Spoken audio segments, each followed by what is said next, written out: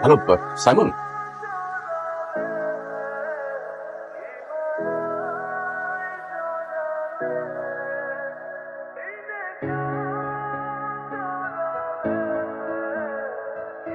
হ্যাঁ, আপনি ঠিক আছেন?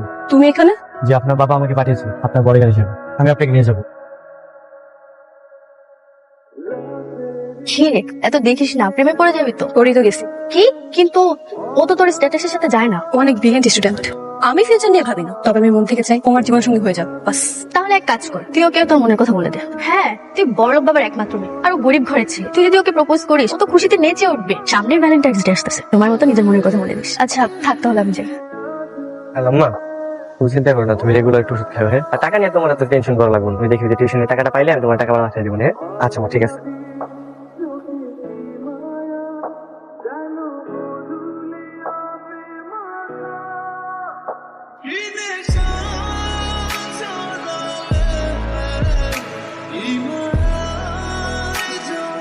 এই রে, আজকে তোর মনের কথা ওকে বলেই দে।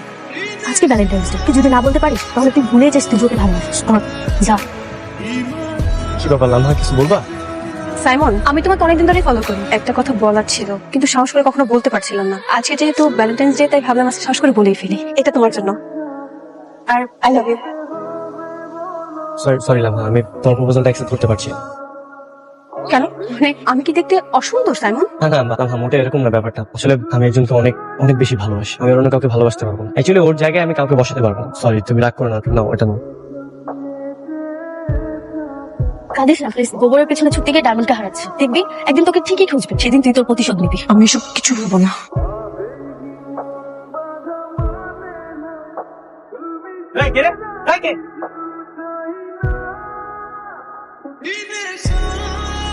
এই তো ডিউটি পালন করা, তাই না? ফাঁকিবাজ কোথাকার, বসে সেখানে ঘুমাচ্ছিস তুই। ম্যাডাম সরি ম্যাডাম, আমার চোখটা তো লেগে গেছে। একদম চুপ, কোনো কথা বলবি না। তোর মতন ছেলে আমার বডিগার্ড হওয়ার কোনো যোগ্যতাই রাখে না। আমি তোকে এখনই চাকরি থেকে নক করে দিলাম, যাবি। প্লিজ ম্যাডাম, আপনি এমন করবেন না ম্যাডাম। আমার টাকাটা খুব প্রয়োজন ম্যাডাম, আপনি এমন করবেন না। আমাকে তাড়িয়ে দিন না ম্যাডাম। আমি তোকে কি বলবো? বললাম না তোর মতন ছেলে আমার বডিগার্ড হওয়ার কোনো যোগ্যতাই রাখে না। তুই এক কাজ কর, এই টাইমটা গার্লফ্রেন্ডকে গিয়ে যাবে। ম্যাডাম আমি জানি ম্যাডাম, আপনি কেন এমন করতেছেন আমি জানি। আপনি প্লিজ অতীতটাকে ভুলে যান না প্লিজ। আমি একজন বডিগার্ড, এখন আমি একজন বডিগার্ড হিসেবে আমার যা যোগ্যতা প্রয়োজন, আমাদের সব যোগ্যতা আছে ম্যাডাম। আমাকে কেন তাড়াচ্ছেন আপনি বলেন? ও, তোর সব যোগ্যতা আছে? ওকে, আমি তোকে একটা চান্স দিতে হবে। এর বিনিময়ে তোকে 3টা পরীক্ষা দিতে হবে। যদি তুই পাস করে যাস, তো তোকে চাকরিতে রাখবো, না হলে বের করে দিবো। ম্যাডাম আপনি যা বলবেন আমি তাই করবো। কি করতে হবে বলেন? এখন না, তোকে আমার সাথে পাবলিক প্লেসে যেতে হবে। তারপর ঠিক আছে ম্যাডাম, আমি তাহলে একটু ফ্রেশ এসে যা।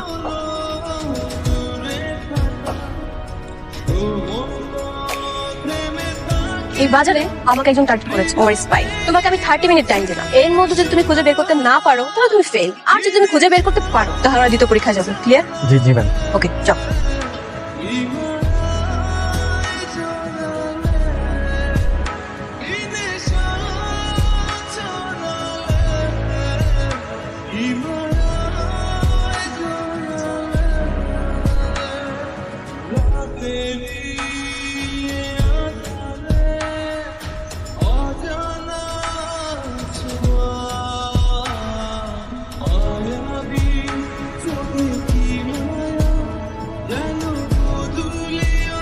এই যে ম্যাডাম আপনার সাসপেক্ট। তুমি কিভাবে বুঝলে? ম্যাডাম ওনাকে দেখলাম প্রত্যেকটা দোকানে দোকানে ঘুরতেছিল, কিন্তু কোনো কিছু পারচেজ করছিল না। আর বারবার দেখলাম ফোনের দিকে তাকাচ্ছিল, সময় দেখছিল। আর ওনার কানে একটা হেডফোন ছিল। তো তো কি হয়েছে? কানের মধ্যে হেডফোন থাকতেই পারে, এই জন্য তোমাকে সন্দেহ করতে হবে? হ্যাঁ ম্যাম, আসলে কানে হেডফোন থাকতেই পারে, উনি গান শুনতেই পারে, কিন্তু ওনার হেডফোনটা ওনার ফোনের সাথে কানেক্টেড ছিল না।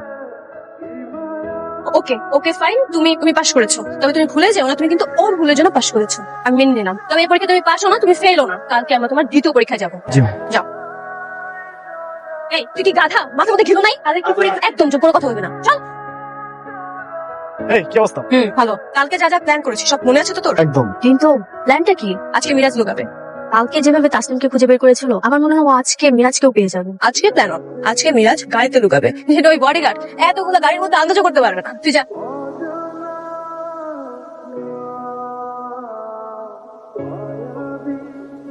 সরি ম্যাডাম, একটু দেরি হয়ে গেল। বলুন না আজকে আমার টাস্ক কি? আজকে তোমাকে একটা ছেলেকে খুঁজে বের করতে হবে, যে কিনা আমার থেকে 300 মিটারের মধ্যে কোথাও আছে। তোমার time 30 minute, so your time start now.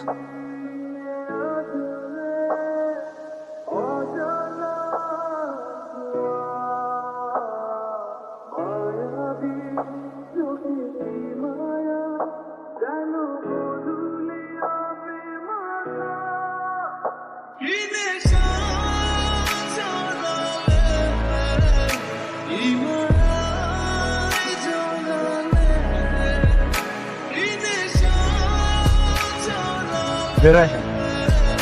কি করে পেলে? ম্যাডাম দেখলাম এত বড় পার্কিং লটে শুধুমাত্র এই গাড়িটার ইঞ্জিন অন আছে, আবার গাড়ি নিজে দেখলাম পানি পড়ছে, তার মানে এসি অন আছে। তখন বুঝতে পারলাম যে এই গাড়িটাই মাত্র স্টার্ট হয়েছে, আসলে লোকটা এটার মধ্যে আছে। সত্যি তোমার এখন সেই আগের মতোই ট্যালেন্ট। ওকে, তুমি আজকে পাস করেছো, আগামীকাল তোমার নেক্সট এক্সাম হবে, রেডি থাকো। ঠিক আছে, আপনি কোনো টেনশন করেন না, বিষয়টা আমি দেখতেছি। আচ্ছা ঠিক আছে, ওকে। সাইমন, কি ব্যাপার, তুমি এভাবে দৌড়ে আসছো কেন? স্যার ম্যাডাম ডেকেছি। লামহা, লামহা, কি ব্যাপার, তুমি এত রাতে সাইমনকে ডেকেছো কেন? বাবা, ও আমার বডিগার্ড, আমার যখন ইচ্ছা হবে তখন আমি ওকে ডাকবো। কেন? দেখো, এত কিছু আমি তোমাকে এক্সপ্লেন করতে পারবো না, তুমি ওকে বলো নিচে যখন গেট পাহারা দিতে। স্যার আপনি চিন্তা করবেন না, ম্যাডাম যা বলবেন আমি করবো, আপনি বরং ঘুমাতে যান। ওকে। ভুল করেছো, জি শাস্তি পেতে হবে। জি ম্যাম। ওকে, এই মুহূর্তে তোমার শাস্তি প্লাস 3য় নাম্বার পরীক্ষা হচ্ছে তোমার 2 হাতে 3টা করে ইট নিয়ে তুমি সারা রাত গেটের সামনে দাঁড়িয়ে থাকবে, যতক্ষণ পর্যন্ত আমি রাখতে না বলবো তুমি রাখতে পারবে না। ক্লিয়ার? Okay ma'am. ওকে, আমি বার্নাদারে সবকিছু দেখবো, মাথায় রেখো। জি।